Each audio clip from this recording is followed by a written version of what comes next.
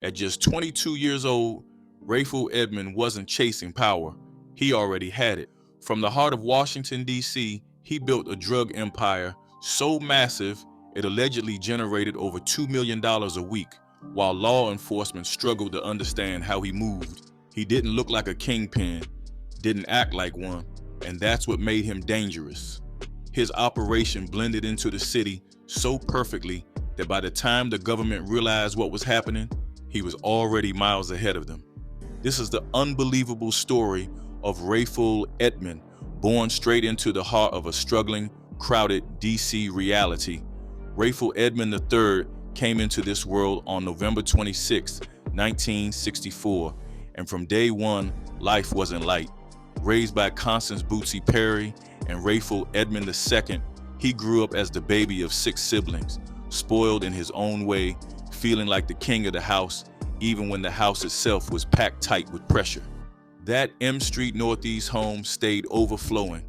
20 to 30 people on any given day, grandmother in one corner, sisters, half-brothers, half-sisters, cousins, aunts all under one roof. That wasn't just a house, that was a survival zone. Everybody inside it moving with the same goal: find a way to eat, a way to live, a way to make it through tomorrow.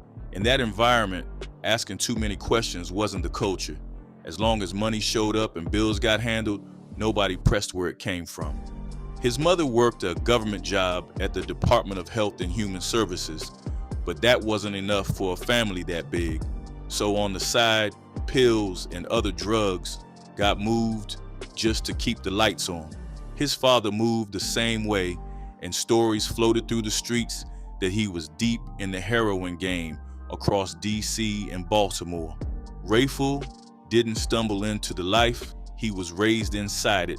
Before he could even really understand the danger, he was watching it happen in his own living room. He learned by observing, quiet and sharp, soaking up how transactions worked, how money moved, how people talked when business got serious. By 9 years old, he was already trusted with real responsibility, holding cash for his mother while she sold pills and running money back and forth for his father like it was normal chores. In that world, the drug trade wasn't seen as grimy. It was seen as the shortcut, the ladder out of being broke, the fast pass to cars, clothes, food, respect. The addicts got looked down on, but the sellers, they were treated like neighborhood royalty. They were the ones buying groceries for families, sponsoring teams, paying for outfits, sliding cash to anybody short on rent. Before ATMs were common, the dealers were the ATM. Rayful started small with pills, but the streets pulled him in deeper. Before long, he moved into heavier work, standing right out on the corners in open-air markets. Federal agents later said his own father handed him his first kilo of cocaine. That was the moment he stopped being a helper and became his own boss. He stepped out solo and built his own name. With the money coming in, he didn't just flash it, he poured it right back into his family. Dinners, bills, better living, covering everything. At a point, he wasn't just helping, he was carrying the whole household. The kid turned into the provider. What made it crazier was that he wasn't just a street kid, he was smart for real. Teachers saw it early. He stood out in reading, in math, in logic. People said he was born sharp, like his brain moved faster than everybody else's. At Dunbar High School, he wasn't just known, he was lit, most popular, best dressed. Teachers said he paid attention, understood what success looked like, and moved like he was built for it. On top of that, he could hoop. Basketball came natural to him. Then he shocked people by doing something nobody expected. He enrolled in the University of the District of Columbia. That move alone showed he had options. He had a path that could have taken him far. But after a few months, the streets pulled him back. The money called louder. The speed of it, the power of it, the respect that came with it, he chose that over classrooms. At his core though, the streets wasn't what drove him most. Family did. He moved with a family-first mindset before that phrase even had weight. No matter how big things got, he stayed tied to protecting and providing for the people he came from. He flipped the traditional roles early. Instead of leaning on his parents, He became the backbone of the house, the one everybody depended on. That loyalty shaped how he ran everything. He wanted his world to feel like a family operation, tight, loyal, together. He really believed everybody close to him would stick together through whatever came. In the end, his childhood gave him a powerful support system, a deep sense of loyalty, a hunger to provide. But that same system, built in pressure and survival, eventually crashed head first into the dangerous reality of the life he chose. By the mid-'80s, the streets of Washington, D.C. weren't just buzzing with crack. They were moving under Rayful Edmond's command. At just 22 years old, he had turned himself into one of the most powerful players the city had ever seen, quietly grabbing control of a massive chunk of the cocaine game and running it like a real empire. This wasn't some small corner hustle. He had an army, around 150 people deep, most of them young, posted up on corners like chess pieces. Some pushed product, some stood lookout, and all of them knew the block like the back of their hands. Escape routes weren't accidental. They were planned. Alleys, abandoned row houses, broken fences, back stairwells, everything mapped out so the second unmarked cars popped out, everybody could vanish. The numbers behind his operation sounded unreal. Some feds said the money flowing through his crew hit hundreds of millions a week. Others put it at hundreds of millions a year. Either way, it was money on a scale most people couldn't even imagine. The streets felt like a war zone wrapped in a business district. A Washington Post reporter sent to cover the crack epidemic ended up getting addicted himself, describing that world as non-stop adrenaline. Dealers outside all day and night, violence popping off over corners and blocks that felt dangerous just to stand on. The demand came from everywhere, not just the neighborhoods, but people driving in from the suburbs too. Working people, different races, different backgrounds, jamming their cars into places like Hanover, Florida Avenue, Orleans, and Trinidad at all hours. Most started just having fun with it, then slid down into the cheaper, stronger crack. The streets stayed clogged with headlights and desperation. Rayful saw the shift from powder to crack early and moved fast. He locked in with already established names and built alliances that strengthened his reach. His main stronghold sat around the strip between Morton and Orleans, and the area of 4th and M Street Northeast.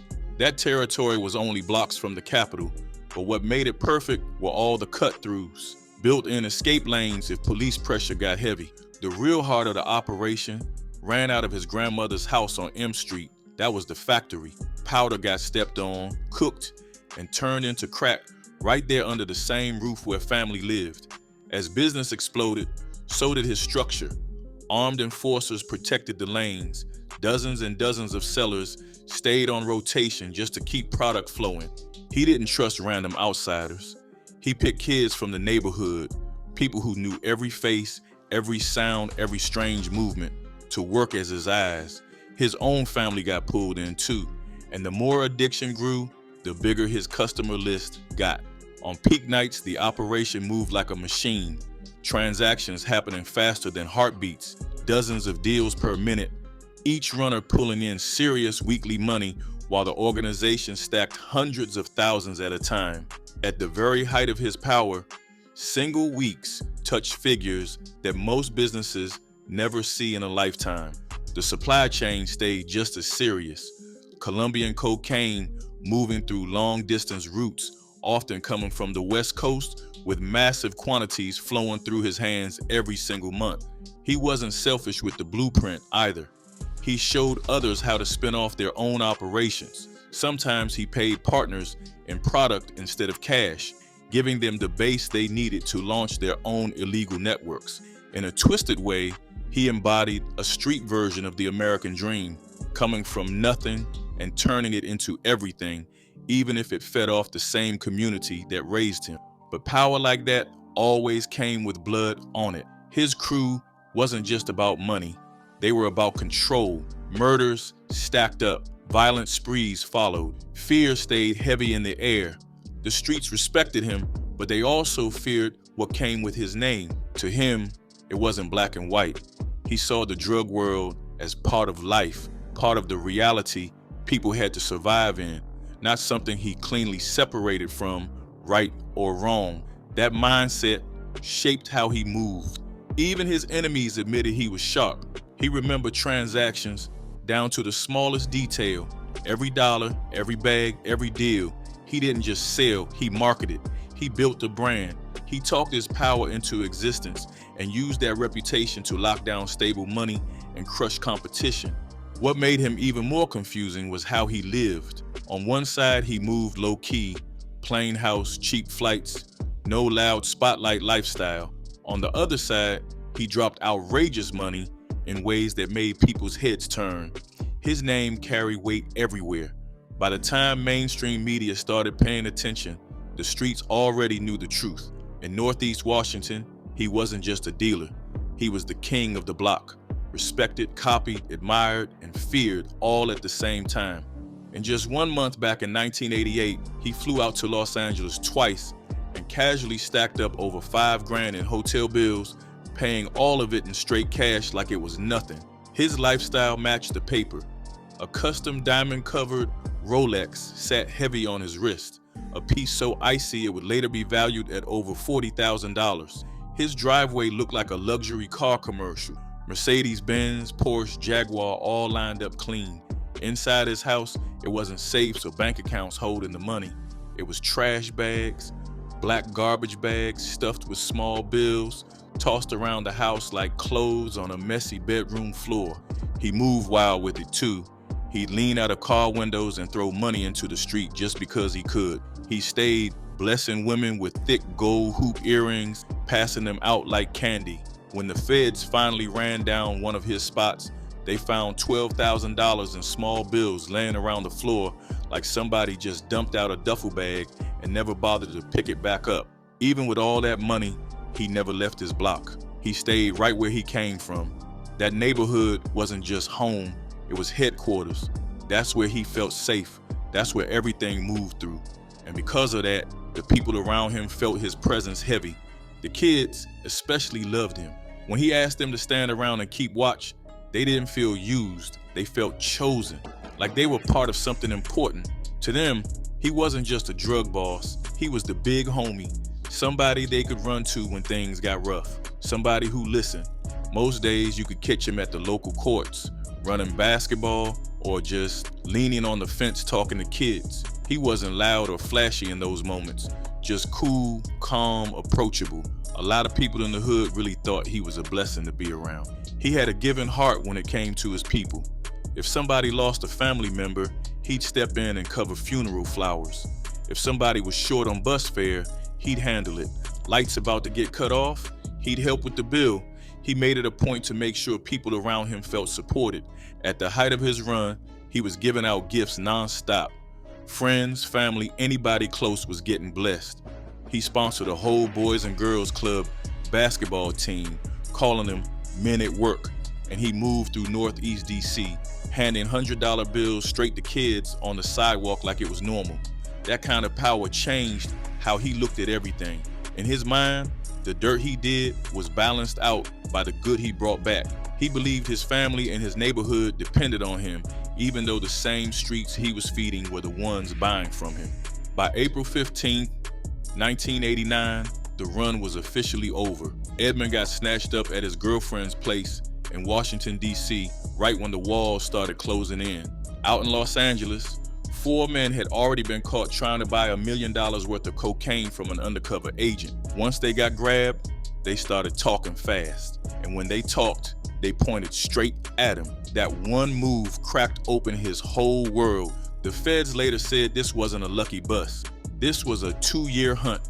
FBI, local police, and multiple agencies all moving together in the shadows, just waiting for the right moment to shut the whole thing down. After the arrest, things got strange. Instead of sitting in a regular DC jail, he was quietly moved to an unknown location. Nobody really knew where he was for a minute. Then came the trial, a long, ugly 56-day war inside a courtroom. He barely spoke through it. The only time he really opened his mouth was to say he couldn't afford a lawyer. The charges weren't light, they came heavy. Continuing criminal enterprise, drug conspiracy, racketeering, the type of labels built to bury people under concrete. He wasn't standing alone either. 27 other people sat in that courtroom with him. Family, friends, enforcers, runners, his own mother, his sister, his father, all locked into the same nightmare. Close names were there too, Royal Brooks Jr. and Tony Lewis. The trial felt like a movie. Over 100 witnesses took the stand, cameras everywhere, media breathing down the court's neck daily, and it was dangerous, real dangerous. The court had to make history just to keep people alive. Washington, D.C. used its first ever anonymous jury because threats were flying around. Jurors sat behind bulletproof glass while testifying. That's how serious it was. And the fear wasn't fake. During the trial, a 17-year-old witness named Donald Winley got killed in what looked like a drive-by. He was supposed to testify days later. Another witness had their house firebombed while the case was still rolling. This wasn't just a trial, it was a war zone. Even Edmond needed protection. They housed him at Quantico Marine Base in Virginia and flew him in by helicopter every single day just so he could sit in court. His defense was simple in his mind. He tried to say he never sold the kids, so he wasn't hurting anyone. He said grown people made their own choices. He also argued they never caught him hand-to-hand selling drugs, so they couldn't tie anything to him directly. None of that stuck. His lawyers were sharp and respected him. One of them said he was one of the smartest clients he'd ever defended, but even he believed the life was written into him early. The defense tried flipping the story. They said the money didn't come from drugs, but gambling. They attacked witnesses, called them liars, tried to shake the whole foundation of the case. But Edmond, he stayed calm, smiling, talking, switching stories, laughing with the reporters, acting like he still controlled the room. Behind the scenes, though, the real damage came from inside. Friends flipped, close ones. Zanville secretly wore a wire and helped record conversations that exposed the whole operation. She cut a deal, saved herself, kept her wealth, and walked away clean. People who knew her said she'd say anything to protect herself. Then Brooks turned too. He told the court he stored cocaine for Edmond and carried millions in cash to set up drug deals out in LA. That betrayal hit deeper than any sentence ever could. Those were the ones he called brothers. He stayed silent while it all unfolded. Family turned into witnesses. His sister was the first to label him a drug dealer, but denied being involved. His father refused to speak at all, hiding behind the fifth. His mother denied everything. The stories clashed. The room stayed tense. But the physical evidence, that part was undeniable. After 5 long days of jury deliberation, it was over. Life in prison, 2 life sentences, no parole. The fallout didn't stop with him. 28 people went down with him. His mother got 24 years. His sister got 21. His brother got 24. The rest of the crew got buried under heavy time too. The city couldn't look away. His face stayed in every paper, every headline. Everybody had an opinion. Some defended him, said he wasn't really a dealer, just around the wrong people. To a lot of kids in the streets, he was still a hero, a symbol, somebody who started small and made it big, even if the path was dirty. But the trial ripped the mask off everything. It exposed the violence, the manipulation, the blood under the money. Overnight, he went from neighborhood king to the poster face of the drug world, a symbol of how young black men could get swallowed by the streets when the system already stacked against them. He never took responsibility for what the drugs did to the city. In his mind, it was business. People made their own choices. He didn't see himself as the villain. Even locked up, his biggest concern stayed the same, protecting his family's name. And the minute he disappeared from the streets, the game didn't stop. The corners didn't go quiet. Somebody else stepped in. Runners became bosses. New names filled the same spaces. They took the king off the board, but the board itself never stopped moving. Behind those cold prison walls, his mind stayed loud, busy, and way too confident. Lockup didn't humble Edmond. If anything, it made him feel like he was just going through a bad chapter, not the end of his story. In his head, he wasn't the villain. He saw himself as a good man, hit by bad luck, convinced that somehow, some way, he'd beat the system and walk free again. He stayed hopeful, waiting on miracles in the form of appeals, new evidence, anything that might flip the script. On February 16, 1990, he officially entered federal custody. First stop was USP Marion in Illinois, a prison with a hard reputation. He didn't stay there long. By September of that same year, he was transferred to USP Lewisburg in Pennsylvania, a high-security prison housing around 1,000 inmates. Because of how famous and dangerous his name was, they started him off in solitary confinement. They didn't trust the yard to hold him safely. Eventually, they moved him into general population and even gave him a job as a prison orderly. For a short time, he tried to look like the model inmate, but that mask didn't last long. A few months into Lewisburg, he ran into two people who would change everything. Dixon Dario Trujillo Blanco was in the same cell block. His brother Osvaldo was locked up just one block away. These weren't average inmates. These were high-level players. The Trujillo brothers were heavy suppliers, moving cocaine from Colombia into the United States. They weren't street level, they were source level. Their mother was Griselda Blanco, known in the underworld as the Godmother. She was one of the most feared figures in the drug world, tied to the Medellin network and the violence that flooded Miami for years. Their whole childhood was soaked in the drug life, trained and shaped by her hand from early on. That family-first mindset connected them to Edmond instantly. He lived for family. They moved through crime as a family business, different countries, same code. At the same time, Edmond's regular supply chain from Los Angeles had fallen apart because his old sources also got locked up. But meeting the Trujillo brothers opened a fresh door. Now he had access to wholesale cocaine straight from Colombian connections, and the prices were good. At first, he worked through their friends. Over time, he built direct lines with the brothers themselves. Prison turned into a networking hub. Instead of being locked out the game, he adapted. He realized he couldn't bully or exploit these men. He had to partner with them. So he built bridges. Using the connections he still had on the streets, he started linking Washington, D.C. traffickers with his new Colombian pipeline. When the Trujillo brothers were released in early 1992 and sent back to Colombia, they didn't go home empty-handed. They had a hungry customer already locked in. They came up with a smart system to get around the prison phones. Everything ran through coded language and three-way calls. He'd place a collect call to a woman, a dealer, or a worker on the outside. That person would then connect a Colombian number. Just like that, major drug deals got discussed while he sat inside a max security prison. And the wild part, the prison staff knew. The phone monitors picked it up early. Notes were written about his conversations, sounding like drug deals. He was placed on a hot list. Word even reached the warden and the FBI, but nothing happened. The system basically shrugged.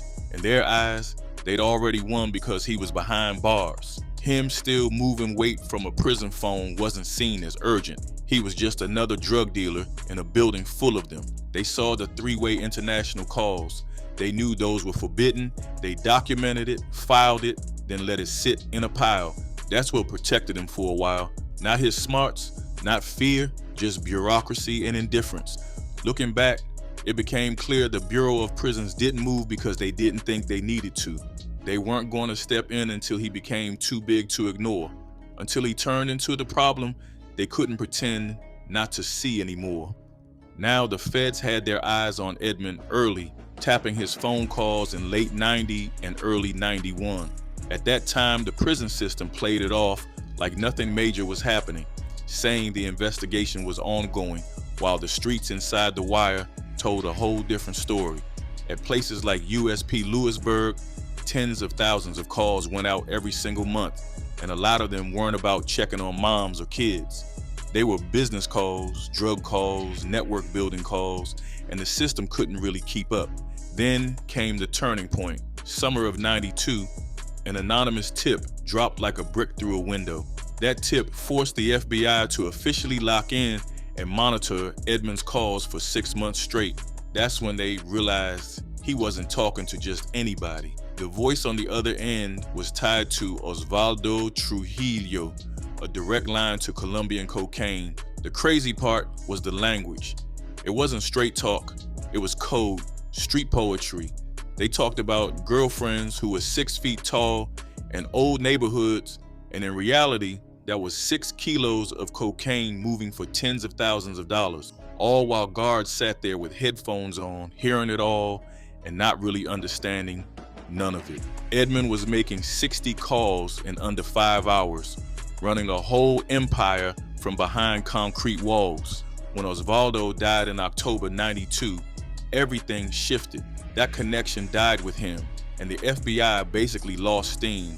They turned their focus elsewhere, chasing smaller players still outside. Prosecutors even went on record saying it was unlikely Edmond would ever be charged for running deals from inside prison.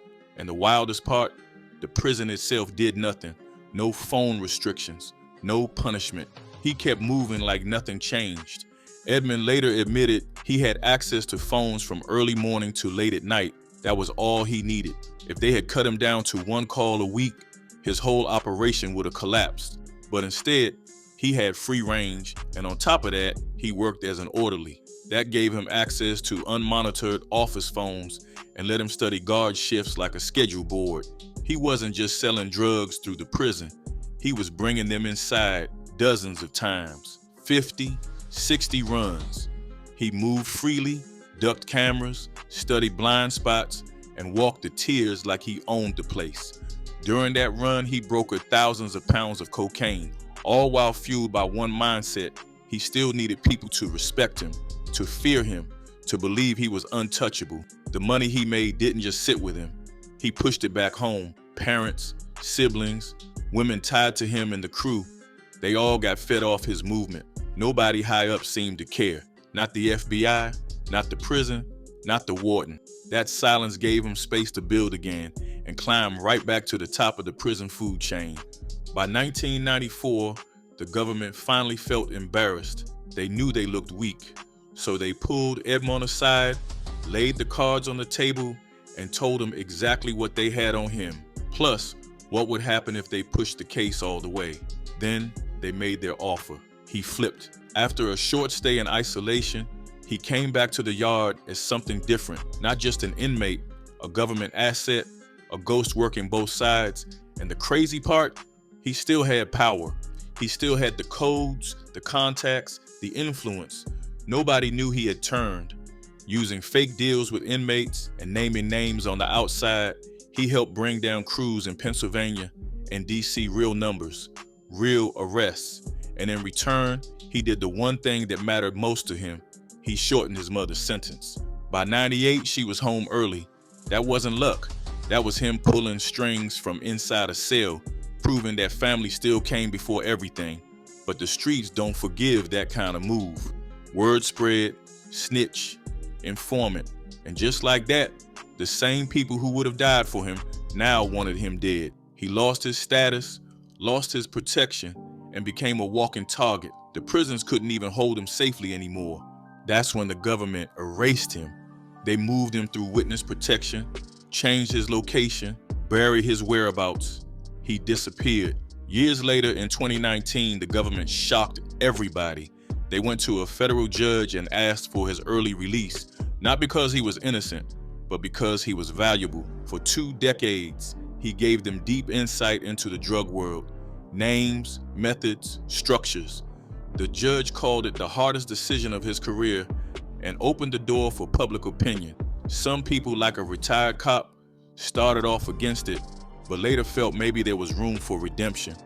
A former addict who lived through the chaos supported his release, saying if she could recover, so could he. On the other side, a parole officer blamed Edmond for the deaths of multiple young men who had worked under him.